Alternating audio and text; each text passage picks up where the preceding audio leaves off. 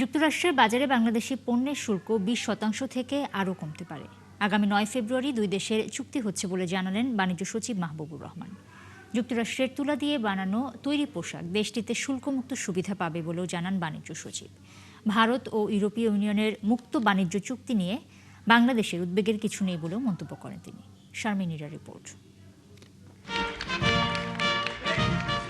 ক্ষমতা আসার পর ট্রাম্প প্রশাসনের একের পর এক দেশের উপর পারস্পরিক বা রেসিপ্রোকাল ট্যারিফ আরোপের পর নড়ে চড়ে বসে বাংলাদেশ সহ বিশ্ব অর্থনীতি। দেশটির সাথে দফায় দফায় আলোচনার পর বাংলাদেশি পণ্যের উপর 15% শুল্ক কমিয়ে তা 20% শুল্ক আরোপ করে যুক্তরাষ্ট্র। নতুন করে যখন ভিসা বন্ড সহ অভিবাসন বিষয়ক খড়গ বাংলাদেশের কাঁধে, তখন যুক্তরাষ্ট্রের সাথে চুক্তি করতে যাচ্ছে বাংলাদেশ। আগামী 9 ফেব্রুয়ারি চুক্তি করতে যুক্তরাষ্ট্রের ওয়াশিংটনে যাচ্ছে বাংলাদেশের প্রতিনিধি দল। রবিবার সচিবালয়ে বাণিজ্য সচিব জানান, বর্তমানের 20% থেকে শুল্ক আরও কিছুটা কমতে পারে। এতে বাণিজ্য আরও বাড়বে দুই দেশের। আগামী 9 তারিখে রেসিপ্রোকাল ট্যারিফের চুক্তিটা স্বাক্ষর হওয়ার একটা ডেট আমরা পেয়েছি। বর্তমান আমাদের যে রেটটা সেটা হলো 20%, এবং অন্যান্য দেশেও এরকম কয়েকটা দেশে এই পার্সেন্টেজ আছে, অনেক কিছু দেশ অনেক বেশিও আছে।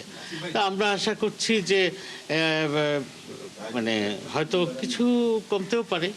সাংবাদিকদের প্রশ্নের জবাবে সচিব বলেন, যুক্তরাষ্ট্র থেকে আমদানি করা তুলা দিয়ে তৈরি পোশাক শুল্কমুক্ত সুবিধা পাবে। দ্বিপাক্ষিক সকল চুক্তিতে যে কোনো দেশের কাছ থেকে একটা উপকরণ আনলে সেটার উপরে সেই দেশে এক ধরনের একটা কিউমুলেশন বেনিফিট পাওয়া যায়। আমরা ওটা তো আশা করছি, এবং ওটা যে একদম চুক্তিতে থাকতে হবে এমনও নয়, এটা প্রোগ্রেসিভ ব্যাপার।